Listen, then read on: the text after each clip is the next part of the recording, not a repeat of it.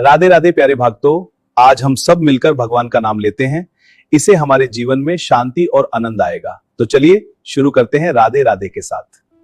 ये जितनी बातें हैं अगर ये नष्ट नहीं हुई तो अभी आपका निरंतर भजन नहीं चल रहा, अभी संतोषजनक स्थिति नहीं है। क्या? लज्जा।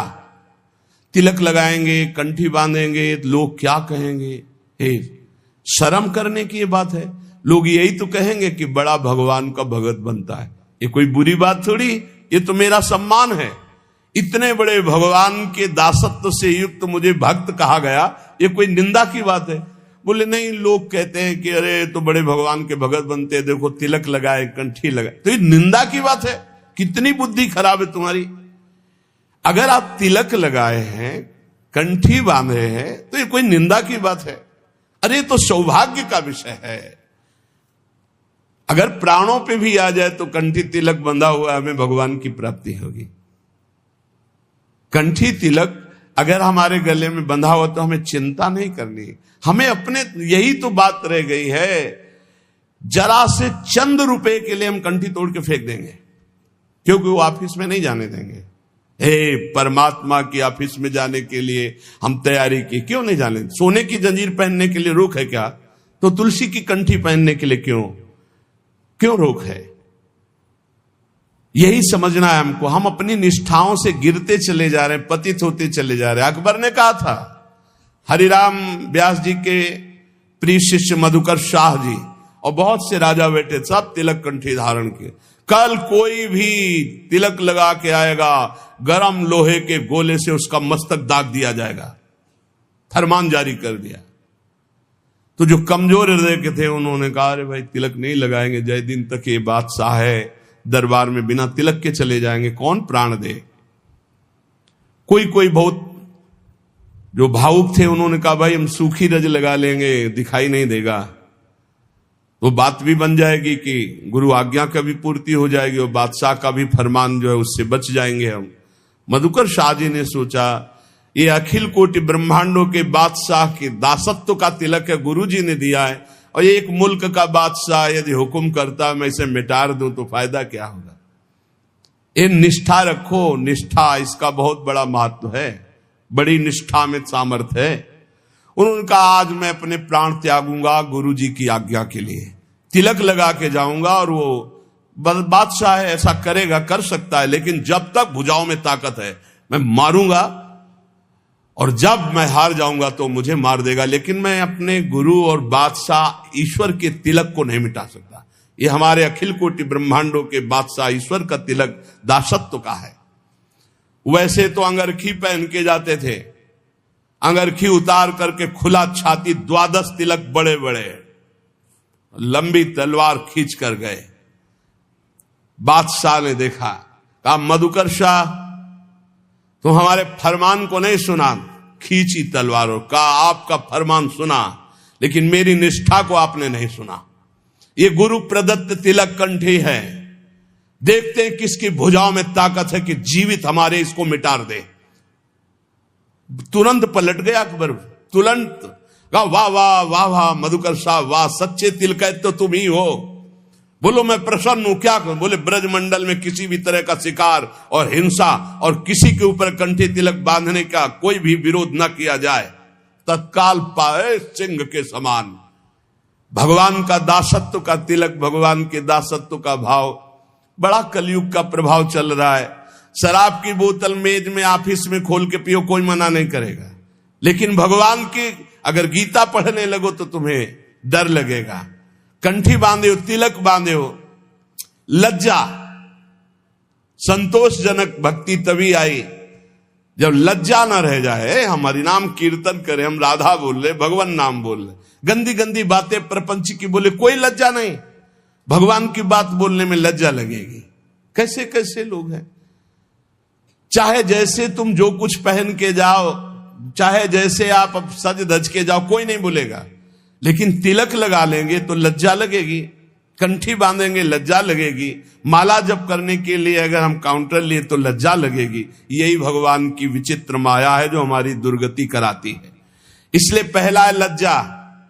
भक्ति में न लाज तीन लोकन की, 3 लोगों की लाज नहीं, यहां मृत्यु लोक की तो बात जाने दो, नहीं लाज करनी चाहिए, ठसक से लगाओ रज। जो होगा मंगल होगा, भगवत मार्ग के पथिक है, सब जगह से हटा दिए जाएंगे तो ऐसी जगह खुल जाएगी जहां मंगल हो जाएगा।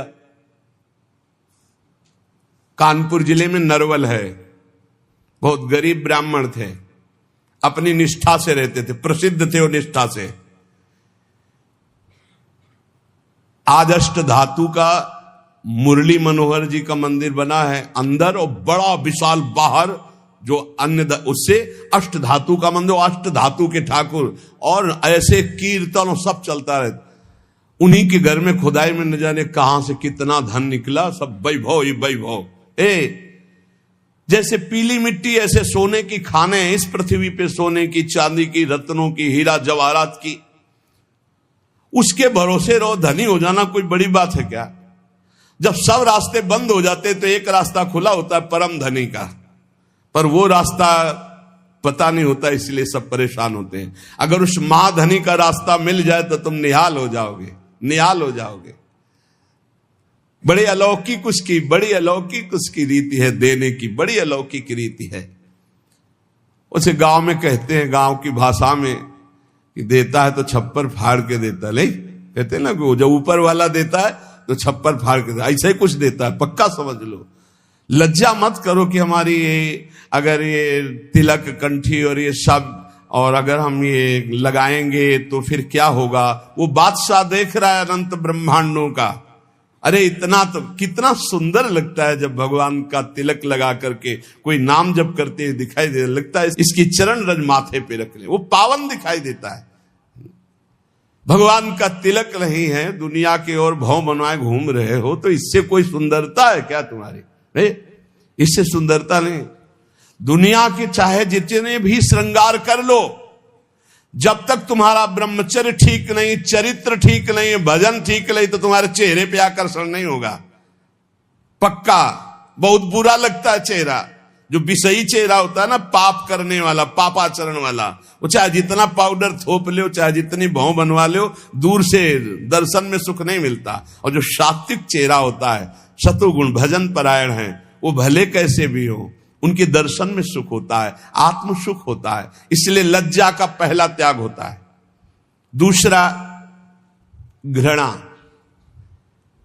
हम ये कहते हैं कि जो गलत आचरण करते हैं, हमें उनसे घृणा नहीं करना है। अगर उनके गलत आचरण छूट जाए तो बहुत अच्छे हो सकते हैं। शराबी की शराब छूट गई तो शराब घृणा योग्य थी, शराबी थोड़ी था। शराब छूट गई, बहुत अच्छा आदमी हो गया। मांस खाना छूट गया, बहुत अच्छा आदमी हो गया। वो चोरी करना छोड़ दिया, बहुत अच्छा आदमी हो गया। हमें घृणा नहीं करनी, हमें प्रीति करके जिनसे घृणा करवानी, उन पदार्थों से, उन क्रियाओं से, उन वस्तुओं से घृणा करा के उसे महान बनाने का रास्ता देना। भक्त कभी किसी से घृणा नहीं करता, वो उन कारणों को छुटवाता है जिससे वो घृणा का पात्र बन रहा है। तो वो तभी छूटेगा जब हमारी प्रियता होगी उस पे। सब जीवन शो प्रीति। तीसरा है कुल। कुल का अहंकार नहीं होना चाहिए, इससे कुछ नहीं होता। जो कुलाभिमानी है, जाति अभिमानी है, इससे कुछ नहीं होने वाला। ये संस्कृति आवागमन का हेतु ही है, जाति अभिमान है, कुल अभिमान है। अपने धर्म का पालन करो, अभिमान मत करो। सबके समान पांच भौतिक शरीर है, सब में समान भगवान का अंश विराजमान है, अलग अलग सेवाएं, अलग अलग व्यवहार है, लेकिन आप घृणा मत करो, आप अभिमान मत करो अपने ऊपर। जाति पाति कुल कल्म धर्म व्रत संस्कृति हेतु अविद्यानाशी। सेवक जी महाराज कह रहे सेवकवाणी में, यह अज्ञान है, यह अविद्या है। यदि जाति पाति कुल आदि का अभिमान करे तो यह अविद्या है, आवागमन में फंसा देगी। उसके हृदय में मान की लालसा खत्म हो जाती है। जो निरंतर भगवत भजन करता है वो सबई मान प्रद आप अमानी। कोई उसको प्रणाम करे तो अच्छा नहीं लगता, लेकिन वो दूसरों को प्रणाम करने में बहुत सुख का अनुभव करता है। दूसरे को सम्मान देना, दूसरे को प्रणाम करना, सबसे छोटा अपने को मानना, ये भजन करने वाले का लक्षण होता है। और देह भाव, ज्यादा देह प्रियता नहीं होनी चाहिए। देह भगवत सेवा का पात्र, इसलिए इसे संभाल के तो रखना है, क्योंकि अपने लोग वैष्णव हैं। भगवत सेवा इसी शरीर से होती, भजन इसी शरीर से होता है, हम कीर्तन इसी शरीर से करते हैं, संत सेवा गुरु सेवा इसी शरीर से होती, इसलिए इस शरीर को हम प्यार करते हैं। लेकिन हमारा प्यार मैं शरीर हूं इस भाव से नहीं, ये शरीर प्रियालाल की सेवा का पात्र है, इसलिए शरीर से ज्यादा प्रियता रखना ये दोषों को जन्म देने वाला है। जहां हम इस पर अभिमान करते हैं मैं पुरुष तो स्त्री आकर्षण, जहां हम अभिमान करते हैं मैं सुंदर तो नाना प्रकार के दोष। देहाभिमान ही संस्कृति का मूल चक्र है। देह को प्यार करना है, लेकिन ये भगवत सेवा पात्र है ये मानकर, ना कि मैं मानकर प्यार करना है। गेह, घर, जैसे हम मंदिर में रहते हैं ऐसे हम घर में रहते हैं। घर श्री ठाकुर जी का है, हम सेवा भाव से वहां विराजमान। मेरा घर नहीं, इसलिए भक्तजन अपने घरों का नाम रखवा देते हैं। प्रिया कुंज, राधा केली कुंज, गोपाल भवन, कृष्ण सदन, ऐसे नाम रखवाते। ये प्रभु का मकान। किसका मकान? बोले प्रिया कुंज है, ये प्रियाजू की कुंज है। आप कौन है? प्रिया कुंज के सेवक हैं। नाथ सकल संपदा तुम्हारी, मैं सेवक समेत सुतनारी। और भोग, जितनी भोग सामग्री वो सब प्रभु के भोग के लिए, हम तो प्रसाद पाने वाले हैं। और ऐसा भक्त मोक्ष की भी अभिलाषा नहीं रहता। अपने प्रियतम के प्रति पूर्ण सब कुछ न्यौछावर करके उसको दिव्य भाव की प्राप्ति होती है। सब कुछ प्रभु को समर्पित कर दिया तो क्या मिला? दिव्य भाव। भाव में डूबा हुआ, भावोत्सवेन भजताम रस काम धेनुम, भाव में डूबा हुआ है, दिव्य दिव्य भावनाएं कर रहा है। प्रियाजू को कभी भोग लगा रहा है, कभी झूला झूला रहा है, कभी प्रियाजू को स्नान करा रहा है, कभी श्रृंगार करा रहा है। बड़ी भावनाओं में सुख वृत्ति, ये फल मिलता है सर्वस्व समर्पण से। भक्त के काम, क्रोध और अभिमान ये सब दिव्य हो जाते हैं। बड़े बड़े जीवन मुक्त मुनियों के लिए भी जो दुर्लभ है, वे रंग रंगीले छैल छबीले प्रभु के प्रेमियों के अलग ही रास्ते हो जाते हैं। इनको क्रोध भी आता है प्रभु पे, ये गुस्सा भी करते हैं, क्योंकि इनके प्रभु है ना। जैसे ग्वारिया बाबा सखा भाव से, जा अगर मेरे बिना तेरा काम चल जाता है तो तेरे बिना मेरा भी काम चल जाएगा। जा, आज से न तेरा भजन करेंगे न तेरी बात करेंगे। ये अंदर की बात। कोई संत भजन करते रोक देते, अरे काहे को भजन करते हो, बड़ा निष्ठुर है, 20 वर्ष हो गए भजन करते हुए, आज सामने नहीं आया। पर सब जानते थे कि बाबा बड़े भाव वाले, आज पता नहीं कौन सा भाव ठाकुर जी के ऊपर है कि ये बरस रहे ठाकुर जी के ऊपर। शाम तक न खाना न पीना, ऐसे ही बस नाराज है ठाकुर जी से। तो ऐसे सिद्ध पुरुष का कैसे चिंतन चल? वो कह रहे हैं भजन नहीं करेंगे, एक क्षण भी भजन का ताता नहीं टूट रहा है। आएगा ना तो बात नहीं, पक्का आएगा, वो हमारे बिना रह नहीं सकता। वो आएगा तो बात नहीं करेंगे, बोलेंगे नहीं, छुएंगे भी नहीं, देखेंगे भी नहीं। तेरे बिना चल जाता है ना, मैं नहीं बोलूंगा। सामने ठाकुर जी भाव में उनके, एक क्षण भी ठाकुर जी से बिलग ले और कह रहे थे कि मैं भजन नहीं करूंगा तुम्हारा। शाम के ठाकुर जी पीछे से आवाज, ए सारे ग्वारिया। बाबा 60-70 वर्ष के थे। ऐसी मेघ गंभीर वाणी, ये तो मेरे यार की वाणी। पीछे मुड़ के देखा, कमर में हाथ रखे वही ठसक, तिरछी चितवन, पीतांबर, अनंत बिजलियों की सी कांति चमक रही पीतांबर। लालजू महाराज फेट में मुरली। ए ग्वारिया, तू नाराज है? अरे मेरा यार, दौड़ पड़े, गले लगाया। एक फिर एकदम याद आया, फिर मान धारण हुआ। ये हमने तो नियम लिया था, इसको देखेंगे नहीं, बोलेंगे नहीं। बोल भी दिया, गले भी लगा दिया, चलो, पर अब नहीं, चल दिए। ठाकुर जी पीछे से अचला पर, ए बाबा, इतनी व्याकुलता तुमने कभी नहीं की, इसलिए मैं नहीं प्रगट में मिला। आज व्याकुलता की याद मिल गया। आज से पक्का वादा करता हूं, जब बुलाओगे तब आ जाऊंगा। बाबा नाराज मत। ऐसे भक्तों के पीछे, भक्तों का क्रोध भी अपने ही आराध्य देव के प्रति होता है। काम भी अपने आराध्य देव के प्रति होता है, लोभ भी आराध्य देव से, सब विकार भगवत स्वरूप हो जाते, दिव्य हो जाते हैं। जिसके अंदर लगन लग जाती है तो घर तजो बन तजो, नागर नगर तजो, बंसी बट तट तजो, काहू पे न लजी हो, देह तजो गेह तजो, नेह कहो कैसे तजो, आज राज काज सब ऐसे साज सजी हो, बावरो भयो है लोक बावरी कहत मोको, बावरी कहे ते मैं काहू ना बरजी हो, कहैया सुनैया तजो, बाप और मैया तजो, प्यारे दैया तजो भैया, पे कन्हैया नाही तजी हो। जिसे श्री कृष्ण लगन लग जाती है, घर द्वार परिवार रिश्ते नाते संबंध सब छूट जाते हैं। कोई भगवत अनुभूति नहीं हुई थी, केवल भगवत प्राप्ति की चाह हुई थी। उसी ने सब छुड़वा दिया था। बच्चे थे, हमें किसी ने समझाया थोड़ी था, हमारे कोई समस्या थोड़ी थी, कोई आवश्यकता अनावश्यकता इनका कोई परिचय ही नहीं था, बस एक लगन लगी थी। ये हमें अब आश्चर्य होता है कि कैसी अवस्था में बिना किसी सत्संग के कि कोई साथ देने वाला हो, और भगवान ने इतने बड़े मोह जाल को ऐसे हटा दिया। माता पिता भाई भौजाई बंधु परिवार सारे सब, ऐसा थोड़ी था, सबको एक क्षण में क्या, मुझे भगवान चाहिए, मुझे प्रभु चाहिए। हम प्रणाम करते हैं हरिजू की उस कृपा को कि पता नहीं कौन सी कृपा किस जन्म के किस हेतु से हुई कि हमें वो स्मृति उस वृत्ति की याद है। उस वृत्ति को प्रणाम करते हैं जो भगवान ने दिया था। एक केवल लगन थी, मुझे भगवान की प्राप्ति करनी, बस एक जिद थी। इसके लिए 13 वर्ष की अवस्था, भूख प्यास कष्ट, कहीं रहने का ठिकाना नहीं, खाने का ठिकाना नहीं, हर बात को सहने के लिए तैयार थी। तभी कह रहे सब कुछ त्याग सकते लेकिन प्रभु को नहीं।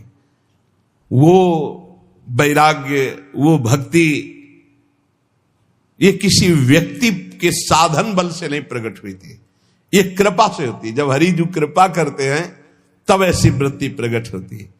बड़े प्रलोभन आते हैं जीवन में, फंसना नहीं चाहिए। कई जगह महंत बनने के लिए देखने सुनने तो लगता है कि बड़ा वैभव, बड़े कई जगह जहां ऐसा हुआ तो रात में उठ के भागते थे। साधु रात में जगता है, जैसे जो चोर हैं वो रात में नहीं जगते क्योंकि उनको सांसारिक वस्तु चुरानी होती है। और संत जन अपनी श्वासों को परमात्मा में लगाते हैं और रात में सब सोते हैं, उनकी अलग यात्रा होती है। वो भगवत मार्ग के यात्री अंदर की यात्रा रात्रि में करते हैं। जागृत संयमी या निशा जागृत संयमी रातों में नींद नहीं आती थी। 15-20 मिनट 30 मिनट ऐसा लगता था कई घंटे सो चुके, क्योंकि एक आग जल रही थी, एक आग जल रही। कैसे ब्रह्म साक्षात्कार हो, कैसे भगवत प्राप्ति। एक बलिहारी है उस वृत्ति की, वो केवल भगवान के द्वारा दी जाती है, वो केवल भगवान के द्वारा, वो किसी साधन से नहीं होती, भगवत प्रदत्त है। जब मिलती पूज्य पादुड़िया बाबा जी के अंदर ऐसी जागृत हुई कि प्राण त्यागने की इच्छा हुई। कैसे ब्रह्म का साक्षात्कार। अब ब्रह्म का साक्षात्कार नहीं तो जीवन किस काम का। यहां तक कि गंगा जी में अपने शरीर को विसर्जित करने की सोच ली, फिर सोचा क्या प्राण त्यागने से ब्रह्म साक्षात्कार हो जाएगा। मतलब एक ऐसी लगन लगती है तो सब कुछ छूट जाता है। कभी किसी को पता ही नहीं रहा कि जिंदा है कि नहीं, किसी को पता, ये तो वृंदावन में ये सब नहीं तो किसी को पता नहीं रहा। भगवत मार्ग में जब चलने की सोचे तो एक बार वो चीज प्राप्त करने की सोचे जो किसी जन्म में अभी तक नहीं मिली। हर जन्म में रुपया मिला छूट गया है, पढ़ाई लिखाई की छूट गया है, परिवार मिला छूट गया है, घर मकान मिले, पद प्रतिष्ठा मिली छूट गया है, भगवान नहीं मिले। यार इस जन्म में तो भगवान से मिलने की बात सोच लो। एक बार भगवान से मिल लो, बस एक बार, अनंत जन्मों की बिगड़ी बन जाएगी। उसके लिए आग पैदा हो हृदय में। जीना और मरना अब प्रभु के लिए बड़ा मस्ती का मार्ग होता है, बड़ा मस्ती का मार्ग। फिर प्रभु भी आंख मिचोली खेलते हैं। कोई कदम ऐसे आश्चर्य में गंगा किनारे जा रहे, आगे ऐसे पपड़ी पड़ी हुई है, बिल्कुल सूखा दिखाई दे रहा है, भारी दलदल रबड़ी जैसा ऐसा। पीछे से आवाज, आगे कदम मत रखना, दलदल है। वैसे एक छड़ी ऐसे डाले, एकदम पपड़ी हटी, एकदम रबड़ी जमका बुद्धू। पीछे देखा कोई व्यक्ति नहीं। हे करुणा निधान, आप सत्य है, जहां जहां मेरा भक्त चलता है मैं पीछे पीछे उसके रहता। अनुब्रजाम में हम नित्यम, मैं पीछे पीछे नित्य रहता हूं उसके। जहां जहां मेरा भक्त पग धरे वहां वहां रखूं हाथ, पीछे पीछे मैं फिरूं, कभी न छाड़ू सा। कदम कदम पर, कदम कदम पर प्रभु का प्यार। जीना मरना केवल अब प्रभु के लिए। थोड़ी लगन लगाओ, थोड़ी चाह पैदा करो। देखो, एक बार युद्ध करके राज सिंहासन पर बैठ गए, अब मौज, अब आनंद लीजिए प्रभु के अनुराग का, प्रभु की कृपा का, प्रभु के दुलार का आनंद लीजिए। मौज का मार्ग तो ये, मौत का मार्ग ये है। संसार में बार बार जनो, बार बार। अब बोलो कितना कष्ट, अभी स्मृति खत्म हो जाए, मान लो एक्सीडेंट हो, गिर जाए, स्मृति खत्म, अब खत्म। मैं कौन कहा, हाथ पैर टूट जाए, न चल सकते हैं, जबान कट जाए, न बोल सकते हैं, आंख फूट जाए, नहीं देख सकते, यहां खत्म, सिस्टम ही खत्म। छोटी छोटी नस नाड़ियां ऐसी है कि वो किसी तरह खराब हो जाए तो खत्म। मैं कौन कहा कर लो, सब खत्म। ये पंचभूत बिखरेंगे। ये जो शरीर बना ना, स्पष्ट अजीब मिट्टी है। मिट्टी, वायु, अग्नि, जल, आकाश, इन 5 से ढांचा बना है। छित जल पावक गगन समीरा, मिट्टी है इसमें। कैसी रचना है भगवान की, इतना प्यारा ये मिट्टी का शरीर लग रहा है मैं ही हूं, और इसी में पूरा राग है। एक बार यार, एक बार हिम्मत करो, नाम जप करते हुए निकलो इस मिट्टी के घेरे से, शरीर के घेरे से। सारा का सारा ज्ञान वर्णन करने पर रहता शरीर ही में है सब। एक बार जीना और मरना प्रभु के लिए ठान लो, एक बार। अब तो आपसे प्रेम करेंगे प्यारे, अब जो होगा सो देखा जाएगा। निकलो प्रभु के लिए, अंदर से राग से निकलो। ये नहीं कि घर छोड़ के भाग लो, हम ये नहीं सिखा रहे। राग छोड़ के, अंदर से, संसार से राग छोड़कर श्री कृष्ण से अनुराग कर लो। मेरे हृदय में केवल एकमात्र कामना रह जाए, प्रभु मिलन। एक बार देखूंगा आपको, एक बार देखो। जैसे ऐसे गर्मी हो रही ना, तो जब गंगा किनारे जहां कुत्ते लाशों को खा रहे, घोर वैराग्य की स्थिति अंदर रहती, ये है शरीर, ये शरीर का अंतिम परिणाम है। बस रात दिन ऐसी धूप में भी गंगा किनारे बैठ करके धारा के नजदीक बहुत आनंद मिलता है, क्योंकि धूप का ज्यादा प्रभाव नहीं पड़ पाता। गंगा जी की लहरें शीतलता प्रदान करती है हर समय। इतना तो जरूर हम कहेंगे कि गंगा जी एक अद्वितीय है, गंगा जी एक अद्वितीय पवित्रता है, गंगा जी एक अद्वितीय मूर्तिमान ज्ञान और वैराग्य की धारा है, और यमुना जी अद्वितीय प्रेम प्रदान करने वाली भक्ति की, रस भक्ति की धारा है। देखो हमारा कितना महान देश है, जहां की नदियां भागवतिक सामर्थ्य प्रदान करने वाली है, जहां का जल साधारण नहीं, भागवतिक सामर्थ्य पक्का। ये अनुभव की बातें कह रहे हैं। गंगा जी साक्षात मूर्तिमान ब्रह्म द्रव है, तो यमुना जी साक्षात प्रेम है। ब्रजाधिराज नंदनाम बुदाब गात्र चंदना नुलेप गंधवाहिनीम भवाब्दि बीज दाहिनीम जगत त्रये सस्वनीम लसत सुधा पयस्वनीम। साक्षात ये अमृत है। ब्रजेंद्र सुनु राधिका हृदय प्रपूर्य माणय और महारसाब्द पूरयो रिवातिथिव। देखो हम गंगा यमुना के बीच में विराजमान। कैसे यहो भाग्य, अगर अब भगवत प्राप्ति नहीं हुई तो कहां प्राप्ति होगी। इसलिए इस जन्म को न्यौछावर कर दो प्रियालाल के चरणों में। उठते बैठते चलते फिरते हर समय नाम जप करो। किसी का किसी भी तरह से मन वचन कर्म से अहित ना होने पावे, नहीं तो हिसाब फिर देना पड़ेगा। जो हिसाब हमारे में आवे उसे भोग लो। हमारा कोई अहित करे तो चुप होकर के भोग लो, दूसरे का अहित मत करना, खूब नाम जप करना।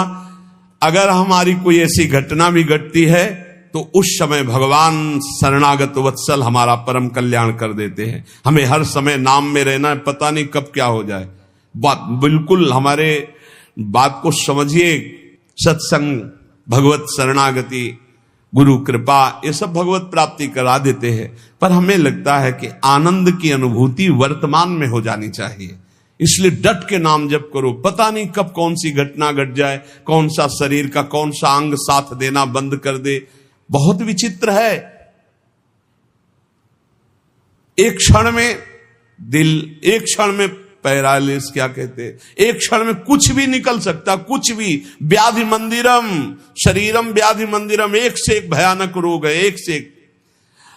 सबसे ज्यादा परेशानी हो जाती है जब चिंतन बिगड़ जाता है। जब रोग होता है ना तो चिंतन बिगड़ जाता है। अर्थ की व्यवस्था करना, अब किस डॉक्टर से मिलना है, अब क्या कराना, भगवत चिंतन चला गया। एक एक वृत्ति को संभाल करके प्रियालाल में लगा दो, इसी जन्म में भगवत प्राप्ति हो जाएगी। मान लो भगवत प्राप्ति बिल्कुल कठिन नहीं है, कठिन है संसार का राग छोड़ना, और ये छूट ही जाएगा प्यारे। सुत बनितादि जान स्वार्थ रत ना करुणे सवीते अंतय तो तजेंगे पामर तू न तजय वहीं ते मन पचितई है अवसर बीते। खूब नाम जप कर लो, मेरी प्रार्थना मान लो। सब ज्ञान का ज्ञान नाम जप है। सब बड़े बड़े महापुरुष जो भी नाम जापक है, वो नाम चाहे ओम हो, चाहे राम हो, चाहे कृष्ण हो, चाहे राधा हो, चाहे दुर्गा हो, चाहे माँ हो, चाहे वो सब उसी अनंत के नाम हैं, उसी अनंत महिमा। बिना संसार का चिंतन छोड़े और नाम जप के आज तक किसी का मंगल नहीं हो सकता, ना हुआ है। कोई भी ऊंचाई पर चढ़ा है तो नाम जप के चढ़ा है, भजन से। इसलिए डट के भजन करो, किसी की बात मत सुनो। अरे आजकल ऐसे नास्तिक लोग हैं जिनके करोड़ों लोग बात सुनने वाले, नास्तिक लोग। हर संत की उपहास कर देना, हर शास्त्र का उपहास कर देना, हर संत के सिद्धांत का उपहास कर देना, बोले नाम जप से। अरे आज तक इतिहास साक्षी है, चाहे गुरुवाणी उठा के देख लो, चाहे जितने भी शास्त्र, सब में भगवान की चिंतन और भजन की महत्ता है। भजन नहीं तो और क्या जीवन में है। प्रवचन वही सुनो, तस्मात् शास्त्रम प्रमाणम ते। शास्त्र प्रमाणित होना चाहिए, भगवत चर्चा से युक्त होना चाहिए। भगवान नाम गुण रूप लीला धाम मनमानी आजकल बोलना शुरू हो गया है। इसलिए हम कह रहे हैं हाथ जोड़कर, प्रवचन बहुत संभाल के सुना जाए, जहां से हमारी नाम में रति हो, भगवान के चरणों में रति हो, इंद्रियों का संयम किया जा सके, संसार के राग को मिटाया जा सके, गंदी आदतें गंदी बातें मिटाई जा सके, उसे सत्संग कहते हैं। ये प्रमाण देना है भजन की वृत्ति बढ़ाने के लिए। आज शास्त्रों का खंडन किया जाता है, आज सतमार्ग में वैसे ही भजन नहीं कर रहे। इसलिए भाई विश्राम, आनंद आज तक शास्त्रों में जहां मिला है वो भगवान के नाम में, भगवान के धाम में, भगवान के चरण में, भगवान की गाथा कथन श्रवण में। आजकल का ऐसा चल रहा है, अब चूंकि पता नहीं था ना हमें तो अपनी धुनी में थे, आज हमें पता चलता है भगवान के साकार उपासना की अवहेलना, भगवान की श्री विग्रह की आराधना की अवहेलना, भगवान नाम की अवहेलना, भगवत धाम की अवहेलना। पता नहीं कहां से ज्ञान प्रकट हो गया नया। अब ज्ञानी कहें कि अज्ञानी कहें, अब पता नहीं इनको। इसलिए भाई प्रवचन से बचो। आज प्रवचन एक हमें भटकाव की तरफ ले जा रहा है, जो हमारे सत्य सनातन धर्म से बिल्कुल विलग करता चला जा रहा है, बिल्कुल नाटक होता चला जा रहा है। हम निंदा नहीं कर रहे, पर हम बचाव पक्ष की बात कर रहे कि सत्संगियों बचो, बचो।